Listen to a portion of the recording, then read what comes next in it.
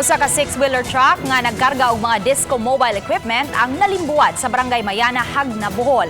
Unom ka mga pahinante nga taga-Capiz ug usa ka taga-Bohol nga sakay sa truck ang naangol, lakip na ang driver nga padung-unta sa barangay Tubod Monte aron mag-set up sa diskuhan atol sa kapistahan.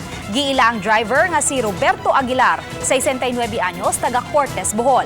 Gawas sa mga sakay sa truck, nahiagom usab og minor injuries ang tag-iya sa balay nga si Ricardo Galve, 75 anyos, residente sa Dapit, kinsa nagduyan-duyan ni adtong higayuna. Maayo na lang kay wa mulahos ang truck kay nabangil ang mga puthaw niini nga mo'y nakapugong sa truck.